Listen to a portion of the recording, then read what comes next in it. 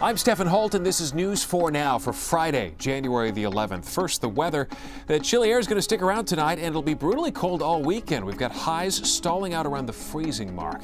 And now to the news. It was an incredible week for the trial of Joaquin Chapo Guzman in Brooklyn. His IT guy revealing that he had worked with the feds to bring down the accused drug lord. Jurors heard several days of testimony from Colombian computer whiz Christian Rodriguez, who testified that he built an encrypted communication system for Chapo's Siniloa drug cartel.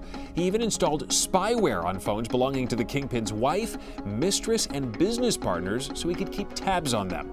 But the biggest bombshell, Rodriguez said he had been cooperating with the FBI for years. When the cartel found out about it, he had a nervous breakdown. He's now in witness protection. The 9th week of the trial kicks off on Monday. In Brooklyn today, a final salute to one of New York City's bravest. Steven Pollard died not thinking of himself, but trying to help others. We lost a true hero that night. Hundreds of mourners packed into the Church of the Good Shepherd in Marine Park for a funeral mass for Steven Pollard. He died in a fall while responding to a crash on Sunday on the Belt Parkway. Firefighter Pollard is the 1,151st FDNY firefighter to die in the line of duty. Turning now to the partial government shutdown, which as of today is now tied for the longest in the nation's history. It is also the first payday of the year for federal employees, but those pay stubs show zero. The House and Senate have both passed bills guaranteeing back pay once the government reopens. Senate Majority Leader Mitch McConnell says the president has agreed to sign the bill into law, but it is cold comfort for employees who are trying to make ends meet.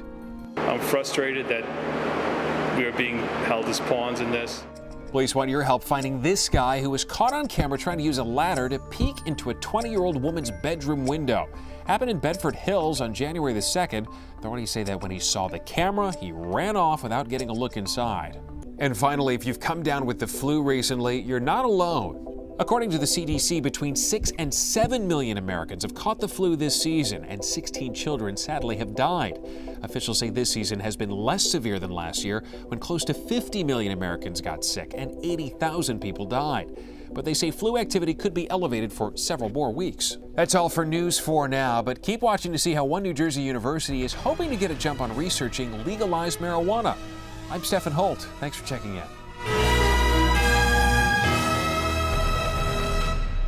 Marijuana use has been on college campuses for decades, but only as it has come out of the shadows with legalization in several states is it now getting focused research on a broad-based front.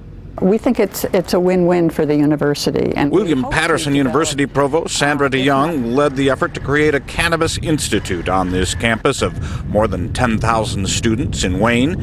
I met with its director and 2 other members of a faculty of nearly a dozen who have independently done drug research, in some cases for nearly a decade. Gradually, colleagues across the campus are basically contacting me, and they're mentioning that they have interest and they have done some previous work on the topic. It's not ready for its own building on this campus yet, but cannabis research is a serious subject here already, and now to get more so, with the potential for a minor for students in just a few years. Do you think more research needs to be done?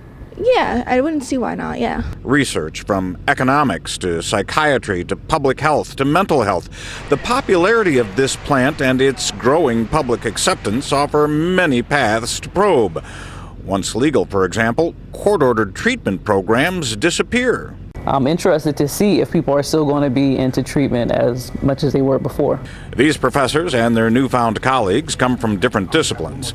Old ideas about cannabis research could go up in smoke. And maybe a way that we haven't challenged ourselves to think about. This university takes pains to point out it will not take a position pro or con on marijuana use. Rather, this is a serious science-based program to study a drug that is increasingly becoming mainstream. At William Patterson University in Wayne, Brian Thompson, News 4 New York.